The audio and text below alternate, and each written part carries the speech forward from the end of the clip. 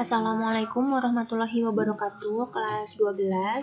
Hari ini kita akan lanjut masuk ke materi berikutnya ya. Setelah kemarin kita sudah menyelesaikan materi radiasi gelombang elektromagnetik dan teori relativitas khusus dan sudah pengambilan nilai juga ya.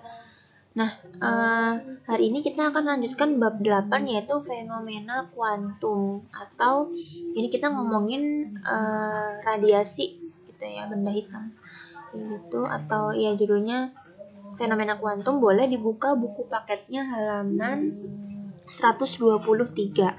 Seperti biasa sebelum mulai silahkan berdoa dulu masing-masing dan disimak buku serta penjelasan di video ini. Bismillahirrahmanirrahim, kita mulai ya. Nah, untuk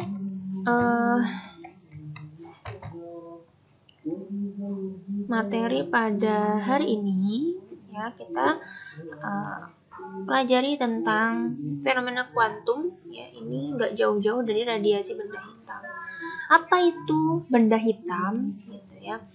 Kalian kan pasti pernah ya gitu pakai baju yang warnanya gelap kayak gitu ya. Contohnya mungkin ya warna hitam gitu, atau mungkin warna navy kayak gitu. Terus kalian makainya tuh siang-siang pas lagi panas-panasnya kayak gitu. Apa sih yang kalian rasakan ketika kalian pakai nih, kayak ini ilustrasi aja ya, kan pakai baju warna gelap, contohnya warna hitam kayak gitu.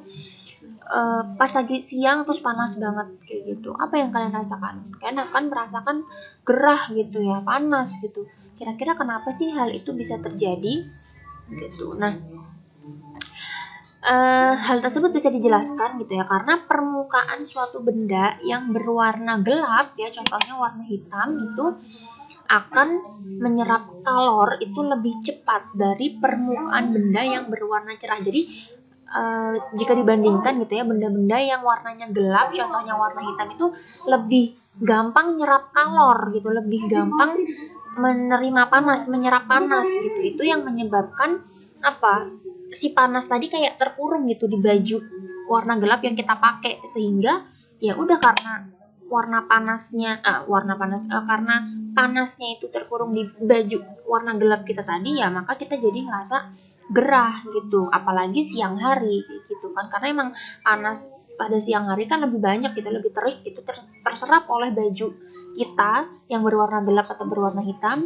Jadi ya sudah, kita merasakan gerah gitu. Nah, sebaliknya gitu ya, pas lagi malam hari gitu ya, kalau kita mau pakai si warna gelap atau warna hitam ini, kita justru lebih nyaman gitu. Karena apa?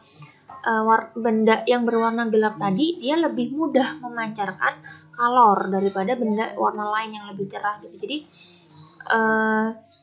kalau misalkan siang gitu ya, dia mudah menyerap kalor, tapi dia juga akan mudah memancarkan kalor kayak gitu ya. Nah, di sini penjelasannya gitu ya. Jadi benda yang permukaannya gelap atau hitam gitu akan mudah menyerap kalor ya, mudah menerima panas, menyimpan panas gitu ya, dan akan mudah pula untuk memancarkannya, akan lebih mudah pula mengeluarkannya gitu. Jadi untuk memahami ya sifat dari radiasi benda hitam itu sendiri, mari kita simak pembahasan berikutnya ya. Nah, di sini selain dapat memancarkan radiasi gitu ya, permukaan suatu benda atau bahan itu juga dapat menyerap radiasi. Jadi selain dia bisa mengeluarkan, melepaskan, dia juga bisa menerima, menyerap gitu ya. Nah, kemampuan setiap benda untuk menyerap radiasi itu beda-beda ya, nggak sama. Jadi tergantung bendanya gitu ya. Nih, semakin mudah suatu bahan menyerap radiasi, semakin mudah menerima gitu ya, akan semakin mudah pula dia memancarkan radiasi tersebut. Jadi semakin mudah menerima, semakin mudah juga dia melepaskan kayak gitu. Nah, bahan yang mampu menyerap ya seluruh radiasi disebut sebagai benda hitam. Jadi kan tadi bertanya-tanya nih, benda hitam tuh apa sih? Apakah benda yang warnanya hitam gitu ya? Nggak selalu hitam ya. Ya ini pengertiannya itu yaitu suatu bahan atau suatu benda gitu ya, yang mampu menyerap seluruh radiasi ya yang diterimanya kayak gitu, disebut dengan benda hitam atau black body gitu ya. Contohnya tadi kayak kita pakai baju warna gelap, karena warna gelap itu bisa menyerap seluruh radiasinya dengan lebih mudah kayak gitu ya. Jadi dikatakan sebagai benda hitam kayak gitu.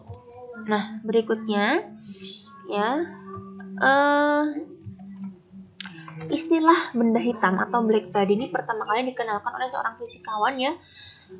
Benda hitam ini memancarkan radiasi ya.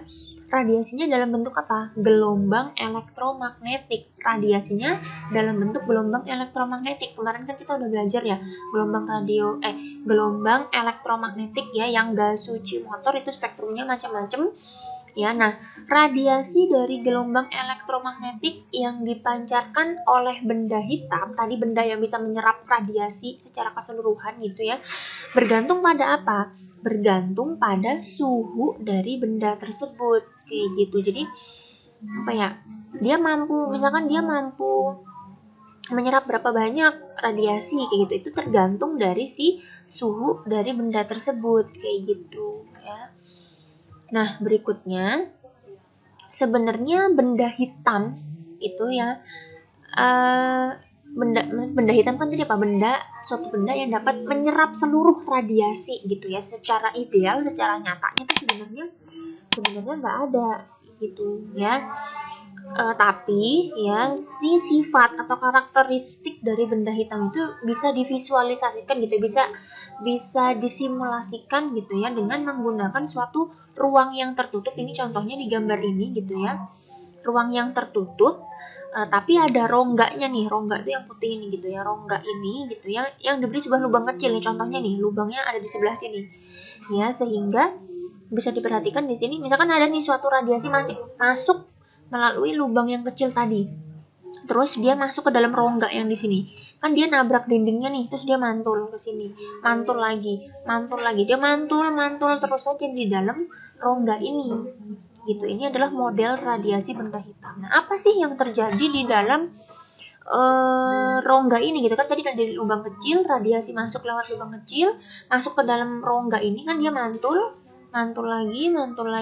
terus. Apa yang terjadi? Nah, radiasi yang masuk ke rongga tadi akan terperangkap oleh pemantulan bolak-baliknya. Tadi kan di gambarnya ini kan dia mantulnya udah terperangkap aja dia di dalam rongga ini gitu, mantul terus terperangkap di dalamnya, sehingga menyebabkan apa? Terjadinya penyerapan seluruh radiasi oleh dinding rongga gitu ya. Jadi tadi itu kan mantul nabrak terus di dalam rongga. Jadi kalau radiasinya gitu ya, akan diserap oleh seluruh dinding rongga. Dinding yang mana? Dinding yang ini tadi nih, dinding yang ini gitu ya. Nah, lubang yang kecil pada rongga tadi diasumsikan sebagai benda hitam kayak gitu. Ini tadi yang rongga ini nih, benda hitam. Ini kan bisa menyerap seluruh radiasi kayak gitu ya. Nah, jika rongga ini dipanaskan gitu ya, maka spektrum yang dipancarkan oleh si lubang tadi itu merupakan spektrum yang sifatnya apa? Kontinu ya, berkelanjutan gitu ya, dan tidak bergantung pada bahan pembuat rongga gitu. Nah, besarnya energi radiasi per satuan waktu, per satuan luas permukaan dari si rongga tadi disebut sebagai intensitas radiasi, disimbolkan dengan I kapital gitu ya. Nah, ini maksudnya gimana? Nah, nanti kita bahas lebih dalam lagi ya. Nah, berikutnya kita bahas tentang yang pertama, yaitu hukum Stefan Boltzmann ya. Miss gak tahu apakah di buku kalian ada atau enggak ya. Kalau memang kurang lengkap nggak apa-apa, boleh pakai materi yang di sini, karena nanti emang beberapa ada materinya juga yang sama persis kayak di buku kalian gitu ya. Nah, yang pertama kita ngomongin hukum Stefan Boltzmann. Tadi kan sebelumnya kita udah ngomongin tentang ya intensitas radiasi. Nah, ini nyambung lagi nih. Intensitas radiasi oleh benda hitam bergantung pada suhu dari benda tersebut. Nah, berdasarkan si hukum Stefan Boltzmann ini, intensitas radiasinya dinyatakan dengan persamaan apa? Ini I sama dengan E dikali do dikali T pangkat 4, di mana I-nya ini adalah intensitas radiasinya yang dipancarkan tadi. Satuannya watt per meter kuadrat. Di sini adalah koefisien emisivitas dari si benda hitam tersebut gitu ya. Kalau misalkan benda hitam sempurna, nilai emisivitasnya berapa? Sama dengan 1. Tapi gitu ya. Kalau misalkan tadi kan bilangnya benda hitam yang idealnya gitu ya, idealnya kan nggak ada gitu ya. Nih, maka koefisien emisivitasnya itu dari rentang gitu ya, kurang dari sama dengan 0 gitu ya, tapi di antara 0 sampai 1 kayak gitu ya, kayak gini ya. Jadi 0 sampai 1, dimana 0 dan 1 ini termasuk ikut kayak gitu ya. Kalau 1 pas itu berarti benda hitam sempurna kayak gitu. Jadi koefisien emisivitasnya itu dimulai dari 0 ya sampai 1. Berarti apa? Bisa 0, 0,1, 0,2, 0,3 seterusnya sampai 1 kayak gitu ya. Nah, di sini si do ini adalah konstanta Stefan Boltzmann-nya. Ini konstanta udah dari sananya. Nilainya berapa? 5,67 kali 10 pangkat min 8, satunya watt per meter kuadrat, Kelvin pangkat 4. Ya, Kelvin ini suhu ya. Nah, T-nya di sini apa? Suhu mutlak. Suhu mutlak bendanya dipangkatin 4 gitu ya. Suhu mutlaknya ini dipangkatin 4. Ingat, suhunya ini mutlak, berarti harus dalam Kelvin. Kalau masih dalam Celsius atau satuan suhu yang lainnya, berarti harus diubah dulu jadi Kelvin kayak gitu ya. Ingat, dari Celsius ke Kelvin tinggal ditambahin 273 ya. Nah, ini untuk yang hukum Stefan Boltzmann ya. I sama dengan E dikali do dikali T pangkat 4 tuh. Nah, sementara itu untuk mencari daya ya dari radiasi gitu ya. Daya itu kan rumusnya yang P ya gitu. Ini kita dapat rumus I sama dengan P per A. I-nya intensitas, P-nya itu dayanya, A-nya itu luas permukaannya. Kita kan kalau mau nyari daya berarti tinggal pindah ruas nih, kali silang kan, berarti P sama dengan apa? I kali A nih, P sama dengan I kali A. I-nya siapa? I-nya yang ini tadi, E sama dengan do dikali T pangkat 4. E sama dengan do T kali T pangkat 4 dikali A. Nih A-nya ikut lagi. Nah, soal yang sering keluar itu adalah soal perbandingan. Perbandingan antara siapa dengan siapa? Antara daya dengan si suhu. Berarti cuma butuh P sama T pangkat 4. Sehingga berarti kan ini P-nya sebanding dengan T pangkat 4. Jadi boleh kayak gini. Oh, P1 sebanding dengan T1 dipangkatin 4. Kalau mau dibandingin sama kondisi yang kedua, berarti di bawahnya nih per ya. P2 di sini T2 pangkat 4. Sehingga dapat perbandingannya P1 per P2 adalah T1 pangkat 4 per T2 pangkat 4. Atau boleh ini dalam kurung gitu ya. T1 dibagi T2 dulu baru dipangkatin 4 di luar kurungnya. Boleh seperti itu ya. Nah, semoga bisa dipahami ya. Kalau di buku paketnya nggak ada, boleh nih ditambahin di catatan di buku paketnya ya. Nah, berikutnya kita belajar tentang hukum pergeseran Wien ya. Nah, kalau hukum pergeseran Wien ini ada di, kalau di buku paket kalian itu ada di bab yang ketika kita belajar tentang radiasi gelombang elektromagnetik ya. Itu hukum pergeseran Wien ada di halaman 102 gitu ya. Nah, gimana sih bisa ada hukum pergeseran Wien ini gitu ya. Nah, seorang tokoh gitu ya, Wilhelm Wien, mempelajari bahwa ada hubungan antara suhu ya T dan panjang gelombang. Panjang gelombang berarti lambda. Pada apa? Pada intensitas maksimum, pada I. Berarti hubungan antara T, lambda, dan I ya. Nah, coba kita perhatikan gambar di samping ini. Ya, ada suatu grafik nih. Grafik yang di sumbu Y ini adalah lambda atau si panjang gelombang. Sementara di sumbu X ini lambda atau si panjang gelombang, sementara di sumbu Y ini ada si I atau intensitas radiasi yang maksimumnya. Itu kemudian di sini ada kurva-kurva nih. ada kurva, ini apa? Ada 2000 Kelvin yang titik-titik yang sebelah kanan ini. Semakin ke kiri dia semakin tinggi, 3000 Kelvin. Semakin ke kiri lagi 4000 Kelvin. Kalau Kelvin sudah pasti apa? Sudah pasti suhu gitu. Karena coba kita baca penjelasannya. Perhatikan gambar di samping. Puncak-puncak dari kurva, berarti nih puncaknya nih yang pas 4000, 3000, 2000 ini menunjukkan intensitas radiasi pada tiap-tiap suhu gitu. Berarti pas 2000 Kelvin panjang gelombangnya di sini, intensitasnya di mana? Di sini misalkan gitu ya. Ketika 3000 Kelvin panjang gelombangnya semakin ke kiri tapi intensitasnya semakin naik. Tapi suhunya lebih tinggi gitu. Nah, yang 4000 Kelvin suhunya lebih tinggi lagi, tapi lihat panjang gelombangnya justru makin ke kiri, makin kecil, tapi intensitasnya makin naik, makin besar. Kayak gitu ya. Ini menunjukkan bahwa puncak kurva ini bergeser ke arah panjang gelombang yang pendek ya. Jadi panjang gelombangnya justru semakin kecil, semakin ke kiri ketika suhunya semakin tinggi gitu kan nih. 2000 ada di sebelah kanan, 3000 suhunya makin tinggi tapi panjang gelombangnya justru geser ke kiri, makin kecil. Suhunya makin tinggi 4000, nah panjang gelombangnya makin geser lagi ke kiri tapi intensitasnya justru semakin ke atas, semakin besar gitu. Nah dari grafik ini kalian bisa mengetahui hubungannya kayak gitu ya. Contohnya gini, untuk hukum pergeseran Wien gitu ya, panjang gelombang pada intensitas maksimum itu disebut lambda maksimum ya, panjang gelombang maksimum ya. Nah, tokoh yang tadi si Wien ini merumuskan hubungan antara suhu si T tadi dengan lambda maksimum sebagai berikut.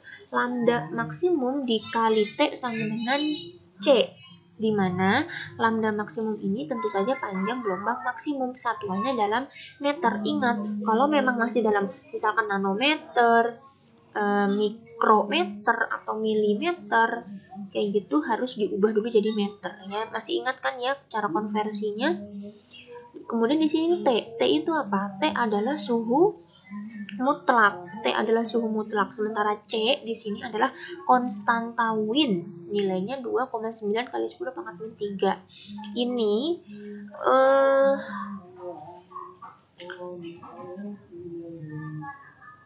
ketentuan dari sana ya, berarti emang harus angkanya segitu kayak gitu. Jadi paling kita C ini udah ketentuan, kita nyari paling kalau nggak lambda ya si T. Ingat suhunya T-nya harus dalam Kelvin kayak gitu ya.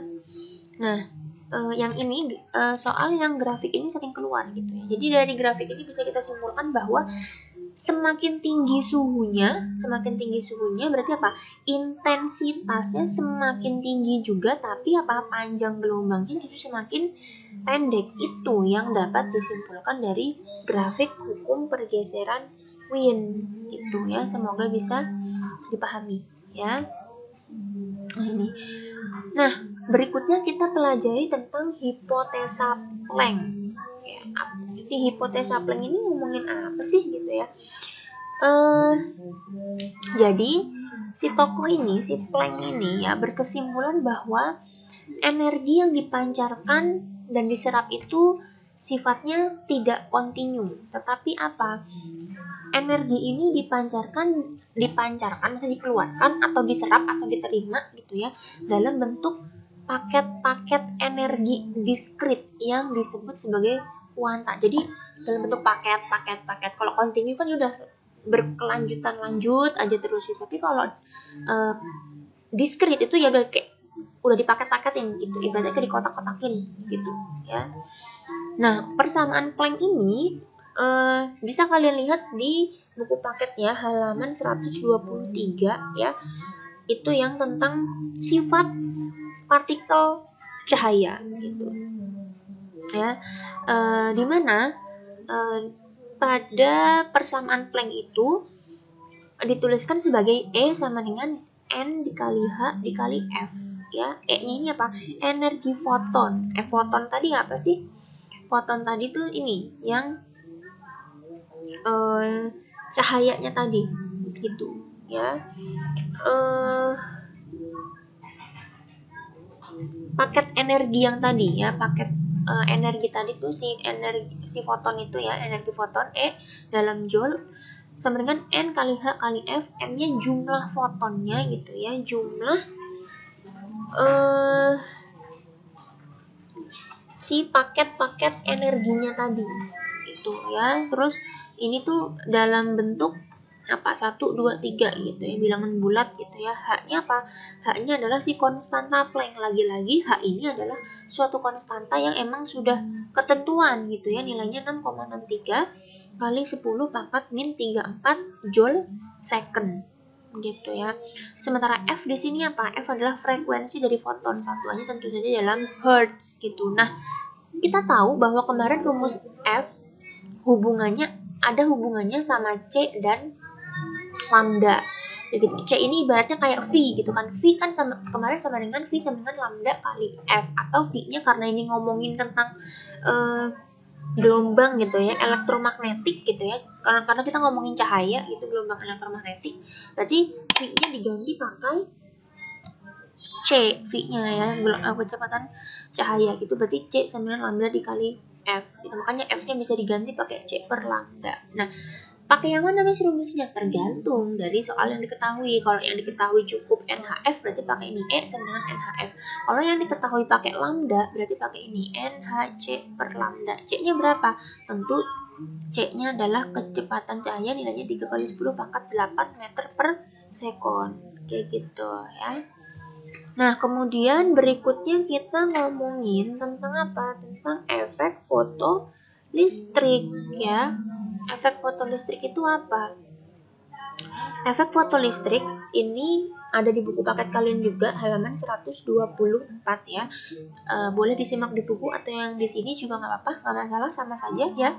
Efek fotolistrik adalah suatu gejala terlepasnya elektron dari permukaan logam. Apa penyebabnya? Penyebabnya karena logam yang tadi disinari oleh suatu gelombang elektromagnetik. Contoh, misalkan ini ada logam nih. Di logam ini kan ada apa? Di logam ini ada elektron-elektron. Ini gitu ya, ada elektron-elektron ini ya. Yang muatannya negatif ini ya. Dia apa tadi bilangnya? Disinari suatu gelombang elektromagnetik nih. Sinar gelombang gelombang elektromagnetiknya tuh ditembakkan ke logam ini datang ke sini. Ya, kemudian karena suatu kondisi tertentu gitu ya, ada syarat tertentunya sehingga si elektron-elektron ini bisa lepas dari si logam kayak gitu. Nah, pada kasus ini maka cahaya ini dianggap sebagai partikel, bukan lagi sebagai gelombang ya. Di sini cahaya dianggap sebagai partikel gitu. Kalau yang sebelumnya kan cahaya dianggap sebagai gelombang gitu ya, tadi gelombang elektromagnetik. Tapi untuk efek fotolistrik, ingat cahaya ini dianggap sebagai apa? Sebagai partikel gitu ya. Nah, ini ketika misalkan tadi nih ada logam, di logam kan ada elektron, terus disinari suatu gelombang gitu ya, artinya ada foton yang datang gitu ya. Kepada kondisi tertentu si elektronnya ini bisa terlepas. Karena elektronnya lepas berarti kan elektronnya bergerak ya. Karena elektronnya bergerak tentu saja punya kecepatan. Punya kecepatan berarti akan menimbulkan energi kinetik kayak gitu. Nah, nih misalkan ada syarat-syaratnya nih. Misalkan nih frekuensi foton atau cahayanya diperbesar gini nih. Si foton yang datang ini tadinya pancaran dari radiasi tadi, misalkan frekuensinya diperbesar, maka yang terjadi apa? Gerak elektronnya semakin cepat gitu nih, bergeraknya nih si elektron yang lepas tadi geraknya makin cepat, sehingga apa? Energi kinetiknya juga semakin besar karena kecepatannya makin gede, energi kinetiknya juga makin gede gitu ya. Nah, tapi apa? Frekuensi tidak mempengaruhi jumlah elektron yang keluar. Berarti bisa disimpulkan frekuensi dari foton ini tadi yang ditembakkan ini hanya mempengaruhi cepat atau lambatnya pergerakan dari si elektron, tapi tidak mempengaruhi jumlahnya berapa. Misalkan nih dengan foton frekuensi sekian gitu ya, elektron yang terlepas 2 biji ini misalkan contoh gitu ya, pas frekuensinya digedein gitu ya, yang lepas tetap 2 tetap 2 elektron, tapi apa yang membedakan? Misalkan geraknya jadi makin cepat, kayak gitu aja. Energi kinetiknya jadi makin besar, kayak gitu. Yaitu pengaruh apa? Frekuensi terhadap gerak elektron yang lepas dari logam ini, gitu. Nah, berikutnya intensitas cahaya, misalkan nih tadi intensitas dari si gelombangnya ini misalkan diperbesar atau diperkecil, kayak gitu ya. Itu justru dialah yang mempengaruhi jumlah elektronnya yang lepas, gitu. Intensitas fotonnya, intensitas cahaya yang ditembakkan yang mempengaruhi jumlahnya, gitu. Misalkan nih tadi dengan intensitas sekian yang lepas 2, pas intensitasnya digedein, oh jadi 5 nih yang keluar, kayak gitu ya. Tapi apa? Tidak, si intensitas ini tidak mempengaruhi kecepatan dan energi yang dihasilkan. Jadi si frekuensi sama intensitas ini tuh justru berkebalikan. Kalau frekuensi ini mempengaruhi kecepatan dan energi kinetiknya, ya, si intensitas ini hanya mempengaruhi jumlah elektron yang keluarnya. Ini boleh di garis bawahi ya, intensitas mempengaruhi jumlah, frekuensi mempengaruhi apa? Kecepatan dan energi kinetiknya, kayak gitu ya. Nah, efek fotolistrik ini terjadi pada gelombang elektromagnetik yang seperti apa ya? Efek fotolistrik ini terjadi pada daerah cahaya tampak. Kan kemarin udah belajar tuh gelombang elektromagnetik kan ada gas, suci, motor. Ya, efek fotolistrik ini terjadi pada daerah cahaya tampak, kayak gitu ya. Itu untuk efek fotolistrik ya. Nah, tadi syarat terjadinya efek fotolistrik apa? Energi foton atau E ya, yang menyinari logam yang ini tadi nih. Ini ya, energi foton yang datang ini, energi yang datang yang ditembakin ke logam ini harus lebih besar dari energi ambang atau E0 atau fungsi kerja W dari logam. Jadi ibaratnya gini. Ini kan logam nih, logam kan pasti punya energinya sendiri. Ya, si E0 tadi atau fungsi kerja atau si W di sini. Foton yang ditembakin ke sini gitu ya, energinya harus lebih besar. Supaya apa? Supaya elektronnya bisa lepas. Elektronnya lepas, terjadilah efek fotolistrik, kayak gitu. Nah, yang kedua, frekuensi dari si fotonnya lebih besar dari frekuensi ambang. Ibaratnya foton yang datang ini kan punya frekuensi juga nih, dia nilai frekuensinya juga harus lebih besar dari frekuensi yang dimiliki oleh si logam. Ibaratnya mau menjebol pertahanannya si logam nih supaya elektronnya keluar, ya energinya kemudian frekuensinya harus lebih besar, kekuatannya untuk menjebol si logam ini harus lebih besar supaya bisa ngelepasin si elektron, ibaratnya kayak gitu ya. Ini intensitas cahaya tadi ya tidak mempengaruhi terlepas atau tidaknya elektron, jadi dia tuh nggak apa ya, tidak menentukan kalau intensitasnya segini si elektronnya berhasil keluar, berhasil lepas, enggak, tapi apa, hanya mempengaruhi jumlah banyak atau sedikitnya elektron yang terlepas. Misal tadi energi fotonnya lebih besar daripada energi ambangnya, frekuensinya juga sudah melebihi frekuensi ambang, berarti elektronnya berhasil lepas kan, gitu. Udah berhasil lepas nih, baru ketika kita mempengaruhi apa ya, mengubah nilai intensitasnya, maksudnya dibesarin atau dikecilin, baru itu akan mempengaruhi jumlah banyak atau sedikitnya elektron yang terlepas. Tapi kalau misalkan si elektron itu belum berhasil terlepas satu pun gitu ya, ketika kita mau mengubah-ubah nilai intensitasnya nggak akan mempengaruhi apa-apa gitu, karena belum berhasil keluar elektronnya, kayak gitu ya. Nah, untuk persamaannya sendiri ya, yaitu energi kinetik ya. Energi kinetik tuh yang mana ya? Energi kinetik yang elektronnya tadi yang lepas, yang ini. Nah, yang ini. Jadi foton yang datang ini punya energi fotonnya si E. Di logam di sini punya energi ambang atau si E0 atau si W, sama aja. Nah, pas lepas elektronnya terlepas kan punya kecepatan, berarti di sini punya energi kinetik. Jadi ini E, di sini E0 atau W, di sini ada EK, gitu ya. Nah, ini kan EK sama dengan E dikurangi W. Energi kinetik itu adalah energinya si foton yang ditembakkan dikurangi fungsi kerjanya atau energi ambangnya. Ini boleh W, boleh E0 ya. Kayak gitu. Berarti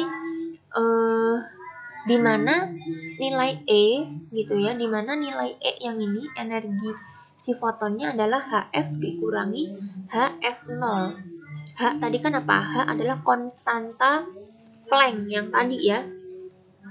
H tuh yang kalau kalian inget nih ya, konstanta Planck yang ini ada ketentuan gitu ya, dikali F. F apa? Frekuensinya punyanya si foton, yang punya ini kan E kan H kali F, ini kan energi foton, F nya frekuensinya foton dikurangi W atau E0 rumusnya adalah H dikali F0. F0 apa? Frekuensi ambang, frekuensinya si logam kayak gitu. Jadi ini si E HF ini punyanya foton yang datang nih, punyanya yang ditembakin.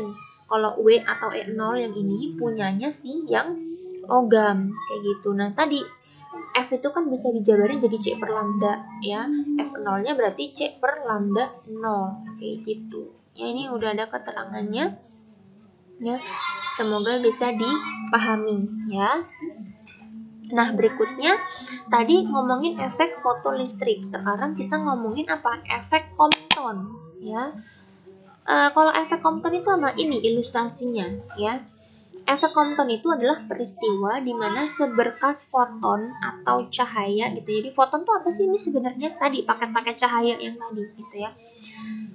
Jadi ketika ada sebuah cahaya ibaratnya ditembakkan mengenai suatu elektron ini ya, ada foton yang datang ditembak ini kena suatu elektron ini, maka akan terjadi tumbukan antara si foton dengan si elektron kayak gitu. Apa yang akan terjadi? Yang terjadi adalah hamburan ya, akan terhambur membentuk sudut hamburan gitu. Jadi pas habis bertumbukan nih si foton sama si elektron nih, fotonnya ke sana ya, pergi ke sana nih ya, menghambur ke sana, sementara elektronnya ke sini. Ini kan membentuk apa? Membentuk sudut hamburan namanya kayak gitu ya. Nah cahaya yang terhambur akan memiliki panjang gelombang yang lebih besar daripada panjang gelombang mula-mula.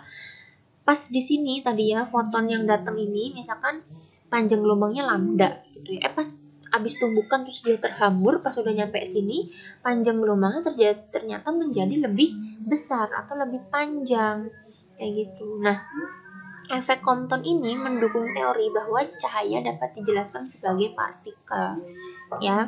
Jadi cahaya itu bisa punya sifat dualisme ya, jadi bisa sebagai gelombang, bisa juga sebagai partikel. Kalau ngomong cahaya sebagai partikel ya kayak gini, dianggap sebagai foton, nabrak elektron, terus terjadi hamburan, atau enggak kayak yang ini tadi yang efek fotolistrik, fotonnya datang menumbuk suatu logam, memenuhi syarat tertentu, elektronnya terlepas kayak gitu ya.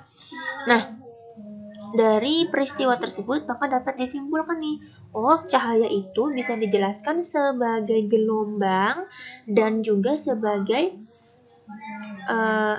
partikel ya, yang disebut sebagai dualisme gelombang cahaya. Jadi kalau ditanya dualisme gelombang cahaya itu apa? Tadi si cahaya bisa dijelaskan sebagai gelombang gitu ya, sebagai gelombang atau sebagai partikel kayak gitu ya. Semoga bisa dipahami.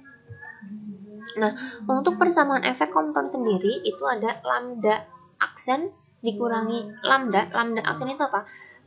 Panjang gelombang setelah hamburan dikurangi panjang gelombang sebelum hamburan atau sebelum tumbukan gitu ya, sama dengan H per M0 kali C. H-nya adalah konstanta Planck, M0 adalah massa diam elektron. Tadi nih elektronnya kan, massa elektronnya ini berapa yang di sini kayak gitu ya, kali C. C-nya tentu saja kecepatan cahaya, nilainya 3 kali 10 pangkat 8 meter per sekon. Terus ini dalam kurung nih, 1 dikurangi cos theta. Cos theta ada theta. Theta artinya sudut, yaitu sudut hamburan ya si foton terhadap arah semula. Ingat sudutnya Ini sudutnya si elektron apa si foton? Si foton ya. Ini kan gini, foton nabrak elektron, terjadi hamburan kan, si fotonnya ke sana, elektronnya ke bawah.